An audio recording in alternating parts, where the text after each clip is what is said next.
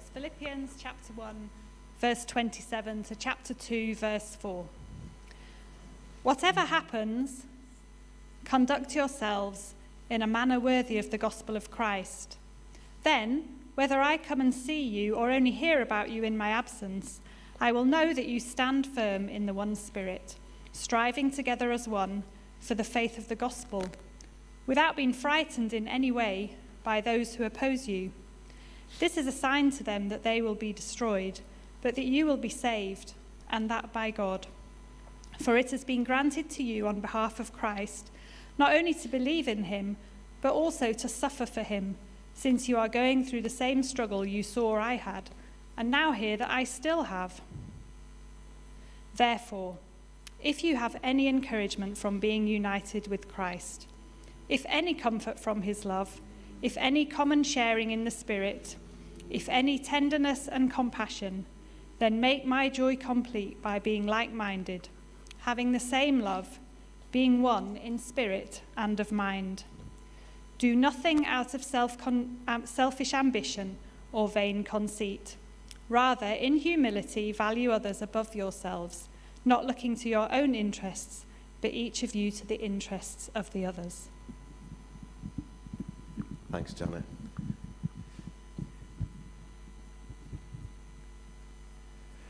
Brilliant. Thank you.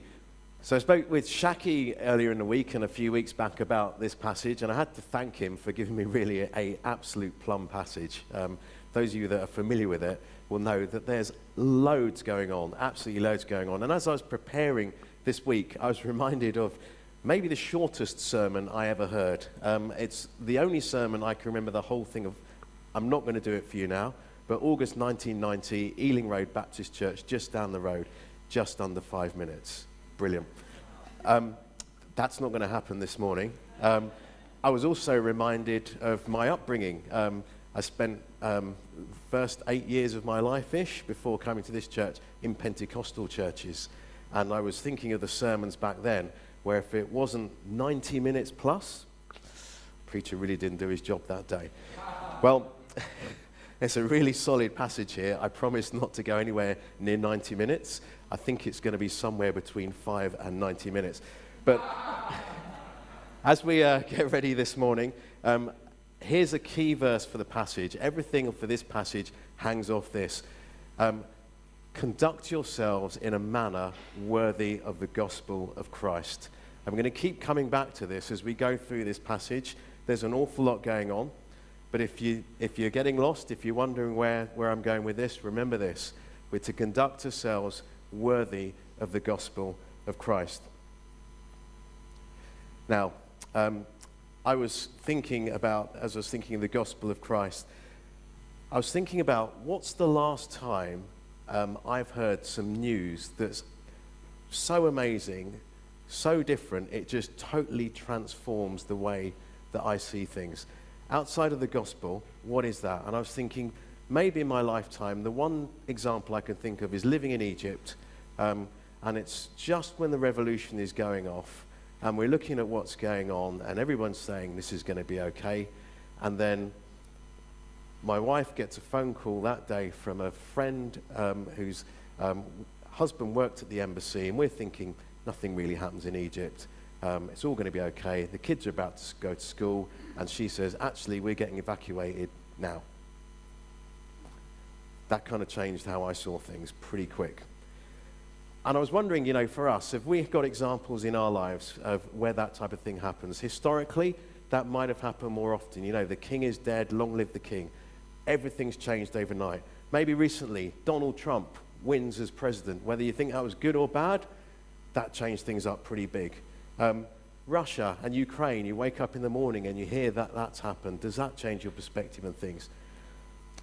But I thought we'd play a little game here just to see whether we could find some things that would change our perspective on things. And I was thinking, the news doesn't kind of cut it for us, but most of us here watch films and TV programs. So, big spoiler alert, there's going to be 4 films coming up. I've picked 4 that I think all of us will have some sort of connection with, and if you don't have a connection with it, I don't think you're going to want to watch it. So hopefully you don't need the spoiler alert, but just in case, cover your ears when you see the film come up.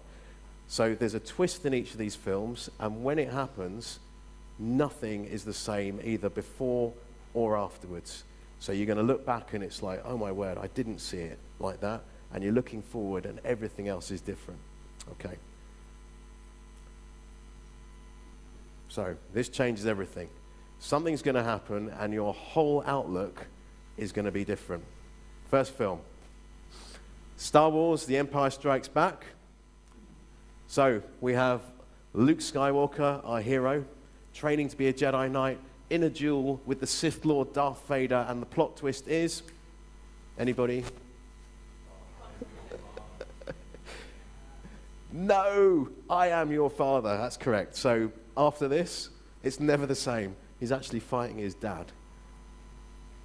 Okay. It's going back in time. There's two versions of this film.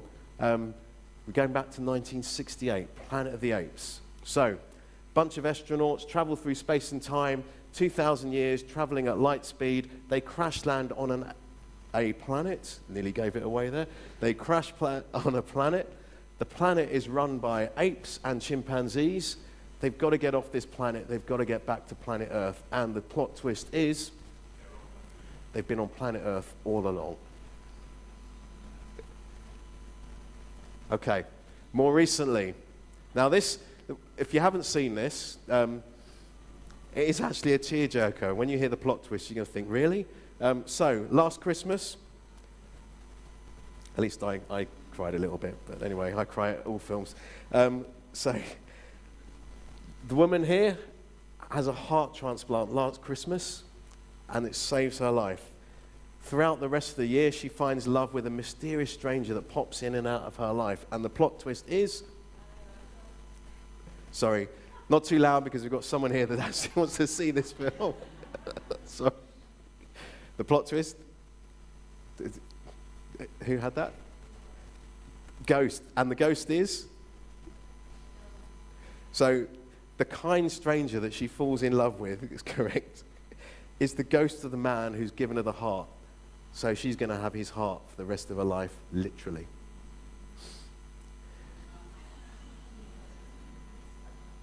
Okay, and the final one. This one I thought maybe for Jeremy. Maybe the two Jeremys will have seen this. There's not many of you that are going to see it. So in this story we have, sorry, I've just lost my notes here. We have two cartoon heroes living real life. So it's a classic superhero comic translated to real life. The two men, David Dunn, we've got is Bruce Willis on the left, has superhuman strength, and then we have Elijah Price, Samuel L. Jackson, a man who breaks with glass. And the plot twist is...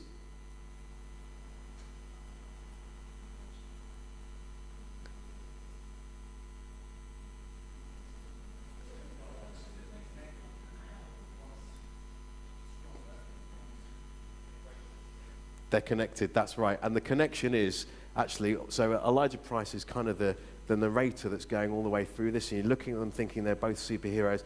Actually, Elijah Price is a super villain, and he's looking for his nemesis, who is the strong guy, and he's setting fires and making things happen to pull this guy out. I enjoyed that. Anyway. So, where's he going with this? He's going to be nearer to 90 minutes. So after the great plot twists, nothing ever seems the same. Hold that thought as we consider the gospel of Christ. When you hear the good news of Jesus, when you get it, nothing that's gone before or after can ever be the same. So let's look at the word gospel, and it's a word that's pretty familiar. So I'm pretty sure I'm going to ask a question, and I think I know the answer that I'm going to get. So, anybody here know what the word gospel means? Good news. Great stuff. Okay, so gospel means good news. It's a word that's really familiar. Certainly if you're a Christian or you've been around churches for a while, you'll hear the word gospel a lot, and people will say, what does it mean? And it means good news. In some ways, actually, we lose some of the meaning of that word because it's so familiar. So I'd like to take a little bit of a detour and actually look at what does this word mean, and what did it mean to people back in the day when the Bible was written. So we've got two words to look at, and I'm not a scholar.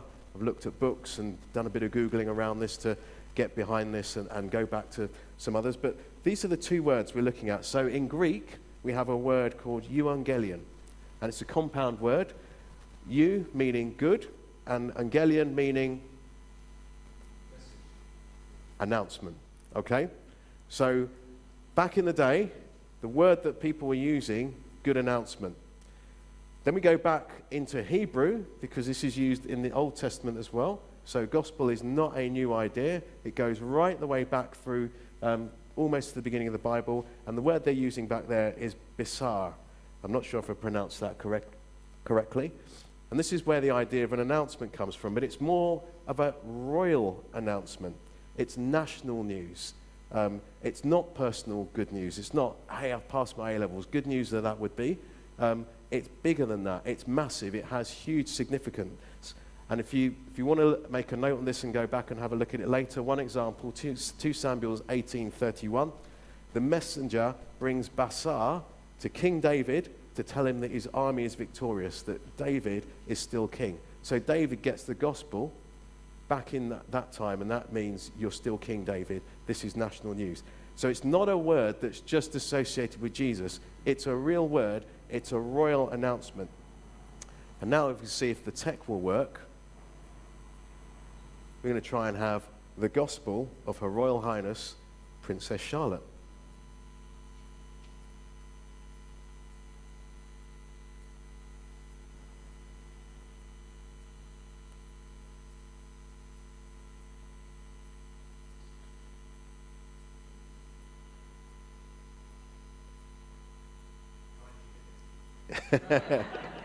Made at 93.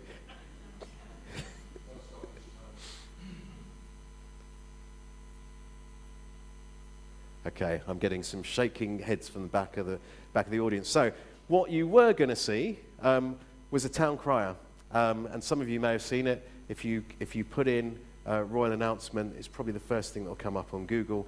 It's a town crier standing outside the Lido Wing, St Mary's, Paddington, 2015. Oh yay, oh yay, oh yay, he says, and he talks about the Royal Highness. The Royal Highness is Duke and Duchess of Cambridge and the birth of their daughter.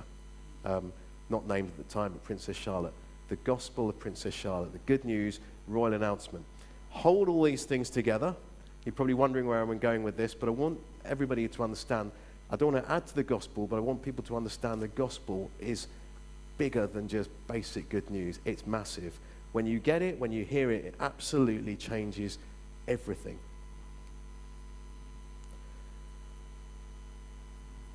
And so, we've got the idea of the gospel. Let's think about the gospel of Christ. When you go back through to the Bible and read what's going on there, think in particular of Matthew and the gospel. What's Jesus announcing? Jesus is going through the towns and he's talking about the gospel, and he's saying something about a kingdom. Jesus is talking about the kingdom of God, the kingdom of Christ. So Jesus is announcing a new kingdom. National news, something big, something earth-shattering is going to happen. It's going to change everything. And so when we're thinking of the Philippians and them living worthy of the gospel of Christ, we're thinking of this news that Jesus announced. Jesus announced, I'm restoring the kingdom. There's a new king in town. I'm the king. And this changes absolutely everything. It brings a new way of life. It turns everything upside down on its head. It's not just about trying to obey the rules and regulations, which was pretty much what was being preached at the time by the leaders of the day. Jesus challenges the corrupt and violent kingdoms of the day, including the religious authorities, and he challenges them with his love. So we all know the story that happens. The rulers kill Jesus. His actual coronation is there on the cross. Jesus is in charge and he's giving his life as this happens. But even bigger, the real change comes when Jesus rises from the dead. He comes back to life, and Jesus shows that he is the true king and his love is stronger than death. And when you know this, it changes absolutely everything. Absolutely everything changes on its head. And so as kingdom citizens, the Philippians, us, we live in this upside down kingdom where we love God and we love other people.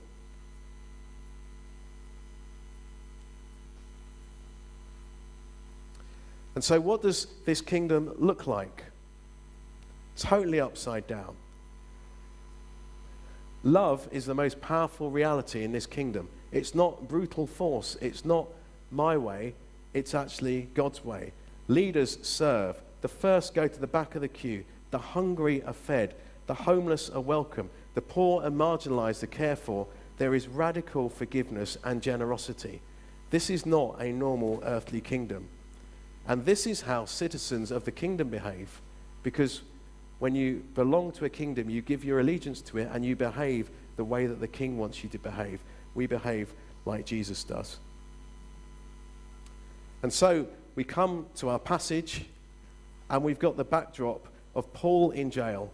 Paul has heard this news. Paul has had his Damascus moment, literally on the road to Damascus, where everything absolutely changes. And he's in jail, possibly going to be killed. We've heard the last few weeks the context of this, so I'm not going to go over everything again. But 10 years ago, he founded this church, the Philippian church. It's in a Roman colony. They're going to be massively patriotic. And the cry there is not going to be Jesus is Lord amongst the citizens, but actually it's Caesar is Lord. Caesar is King. Now this is a good church. I say quote marks because if you read most of the churches in the New Testament, just like most churches today, they're not perfect. But if you're going to mark this church, it's probably better than average than most of the ones that are going on there. But it's not without problems. And so Paul wants to encourage the church. He wants to take care of maybe some of the factions that are starting to form. And this is to people as well. This is something that's really important as we think about this a little bit more. You know, most of us are from the West, and we come from a culture where it's about I.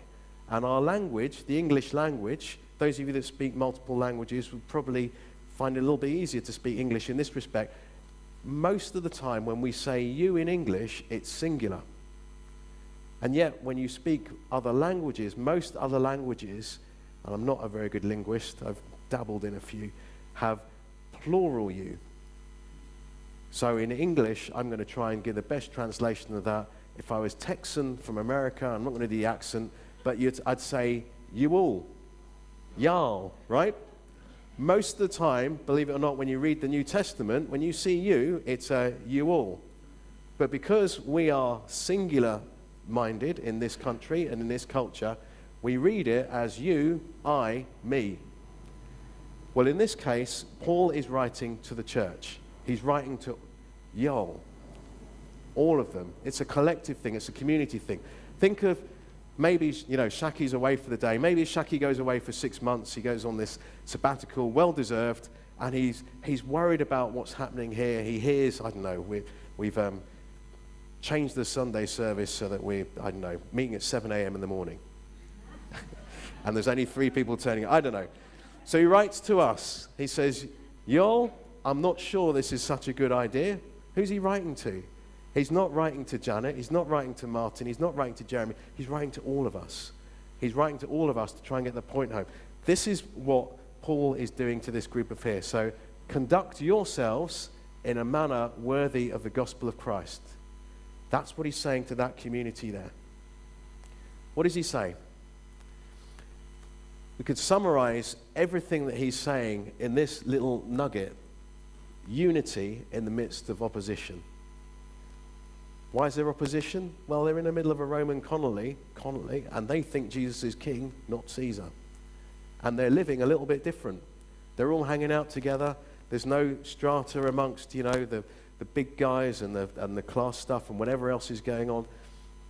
People don't like it. It's different. It's challenging.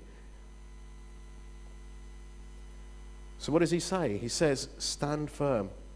Stand firm. Later on, he'll talk about how that can happen. He's talking about doing that in the strength from Jesus. I can do everything through him who gives me strength. And we'll be looking at that when we get to chapter 4. What else is going to happen?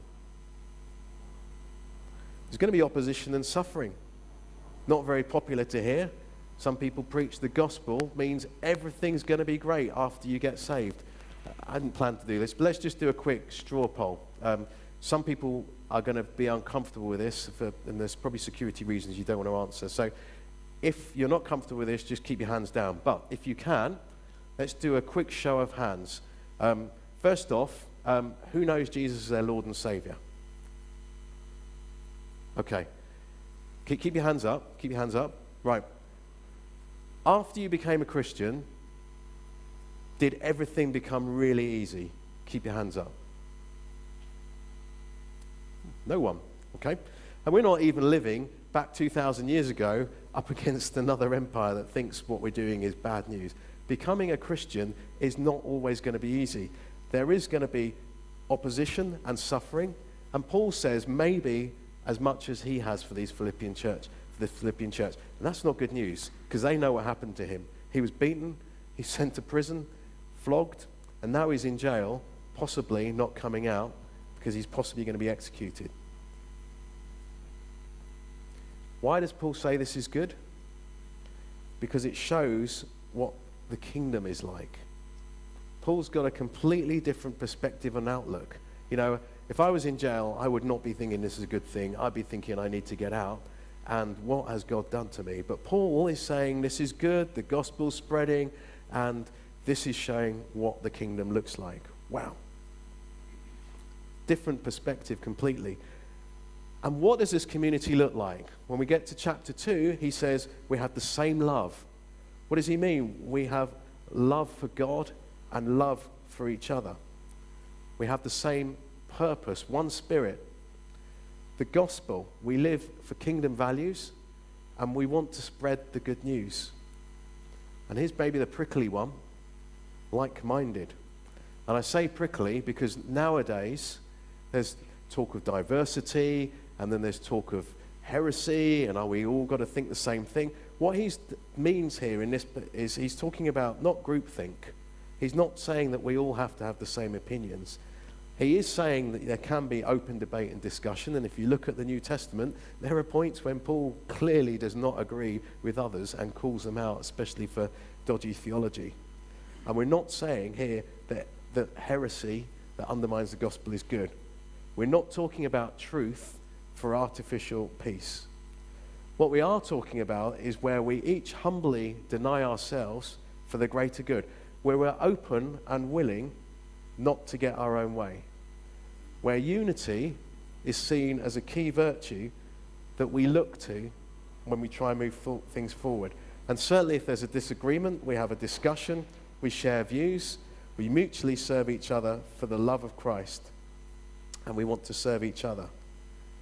Our like-mindedness is for spreading the gospel and living the kingdom life. What Paul is saying here is you don't need to be uniform and the same, but you do need to be united. And so when we think, well, what does this mean for us today? I guess I've alluded to it. All of these things, we are going to have to stand firm. We don't have to go out and look for a fight. It's coming to us because we live to different principles to the rest of the world. There is going to be opposition, and some of us in this congregation have known suffering that some of us can almost know nothing about. I can remember again back in Egypt. Shouldn't have done that. A friend who was a member of the Yemeni royal family. Do you remember him, Janet? And I can remember, he was a humble guy. I had no idea that he was royalty. And then one day, I remember talking to him and he was saying, yeah, I had to leave my whole family behind.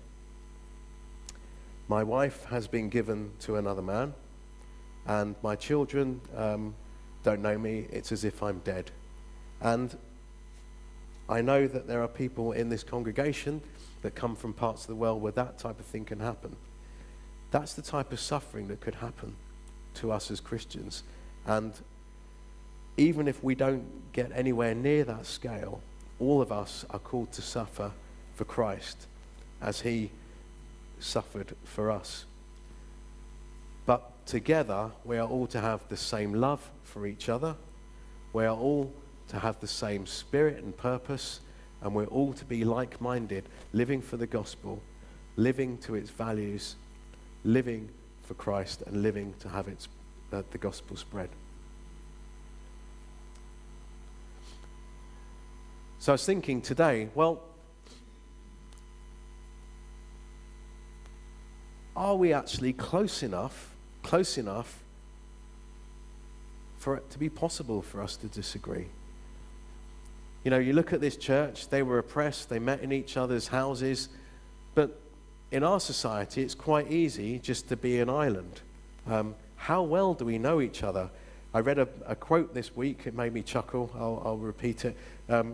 Going to a garage doesn't make you a car, any less than going to church doesn't make you a Christian. So I think first off, we don't want to fall out with each other, but if we're so far apart, we're not going to rub each other up and know how to even be challenged with these things of how to be united. And then there's the embrace the call to unity. You know, it's a scary thing. Do we all have to be the same? Do we all have to think exactly the same thing? And sometimes we can run and hide from that because we don't want to be united, or we're scared when we're not all thinking exactly the same thing. I would just say, are we willing not to get our own way? Are we willing to push aside our opinions? Are we willing to allow other people to be heard and considered? And are we willing to seek peace and unity, not uniformity, and allow the greater good for others? Is the main thing the main thing? Is the gospel the main thing? Or is it something else that's a secondary thing or a tertiary thing? Not necessarily not important, but what is the most important thing? I read a book during lockdown. I grew a beard. Some of you may not have noticed I had one, or that it's now gone. And my kids brought me a book for Father's Day called Beard Theology. Has anyone read this book? I thought it was a bit of a joke, actually, until I started to read it and realized it's deadly serious. It's a funny book, and I commend it to you because I learned a lot about it. It's the theory, it's the history of beards for about the last 2,000 years in the church. And you would not believe that churches, denominations have split over beards. I'm trying to remember now, but I think it was the council where they made the Nicene Creed. They spent as much time debating beards as they did as the Nicene Creed. It's not a fringe thing. Beards have core splits in the church. Now, we laugh now, but for hundreds of years, this is a big deal. Do I have a big beard? Do I have one down here? Am I clean shaven? And all kinds of weird, backwards, upside down theology. And as you're reading this, you're looking at it thinking, oh my word, what am I blind to today? What am I looking at as first importance? It really doesn't matter. We can laugh at this group of people, but actually they were the pillars of church, the church that we're on today, and they thought beards were the big deal. And what happened is their beliefs and their opinions became so entrenched that they couldn't see the difference between what they thought about beards and their theology, and it became their theology. And it's funny, but frightening. And so I just say we have to be really careful that that doesn't become the big deal. In modern thinking, some of you will be too young for this, shopping on Sunday. Okay? I'm not going to ask who shops on Sunday now, but about 30, 40 years ago, if you did, no one would say yes if I asked you right now, do you go shopping on a Sunday? Here's another one that some of you might remember, and still is prevalent in some churches today. Women wearing hats in church. I remember the church that I was brought up in. long skirts, trousers, TVs, right? Okay, I'm saying this just to bring it up. It's not the main thing, but it became the main thing. I went to churches where this happened. It wasn't the main thing. The main thing is the gospel. And people fell out of over those things and left churches because of those things. Not the main thing. The main thing is the gospel. The main thing is Jesus Christ, him crucified, rose from the dead. It changes absolutely everything. So let's not distract from the gospel. You know, sometimes we are going to have to look at who wears hats and whether having a beard is a good idea or not, and what day of the week we're going to go shopping on, and some other things as well. But let's make sure those things do not detract from the gospel of Jesus Christ. I was thinking of a couple of examples, and Martin will love this one, especially after football last night. But Liverpool Football Club, my football club, who probably aren't going to win the Premiership now after yesterday. But did you know, if you're not a football fan, did you know that within the Liverpool Football Club, there are a number of born-again Christians in that team, including the manager? And if you YouTube it, you'll see some members of the team being baptized in each other's swimming pools. I mean, they've got swimming pools, but they're being baptized in each other's swimming pools. It's great, isn't it? Now, what else is happening in this team is they have devout Muslims in that team as well. And yet, when you watch them play, they're not having a go at each other and talking about their views. I'm sure that happens off the pitch. But they're united, and they're united in what they want to do, which is winning football matches. For them, that's the main thing. Score more goals and let in less goals than everybody else. The main thing for them is not their faith and religion when it comes to being the football team. Anyone here a member of a large family? Yep, okay. Mark, put your hand up, come on. Okay, if you're a member of a large family and it gets on, do you agree about everything? Okay. I can tell you in my family, and it's quite big, on my mum's side of the family, she's one of 10. My dad's one of 4. They've all got married with partners or kids, and when you get together, I'm whispering to the cousins that are nearer my age, what's their name again? And this is first cousins I don't remember the names of, let alone their kids and the rest of it. We don't agree about food, we don't agree about leisure activities, we don't agree on politics, football teams, COVID restrictions, vaccines. I even have an uncle who was arguing that whether the world was flat, and I was trying to tell him it's round. I kid you not, couldn't believe it. However, whenever the well-being of any of us is at risk, or there's something to celebrate, guess what? We're all united and together on it. The main thing is not what are we going to eat, not whether you've had the COVID jab, not whether or not the world is flat or not. Crazy as anyway, well, maybe I'm wrong. It's that we're a family. And so for us, it's kind of similar. We are the family of God. God is our Father. We're saved by Jesus' death and resurrection. We're filled by his Holy Spirit to serve.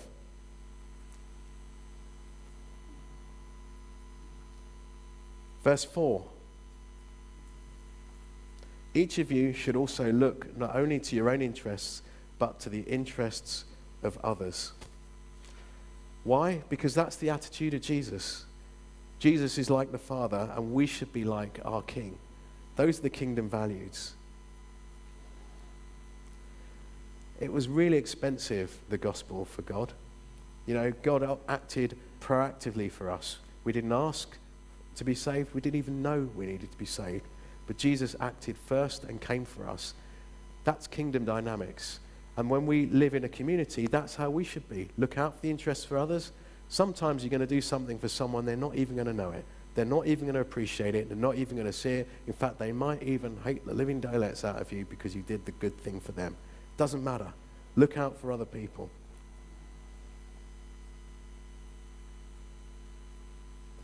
The good news changes absolutely everything. It changes how you see the world. It changes how you behave. It changes everything. Nothing is left untouched.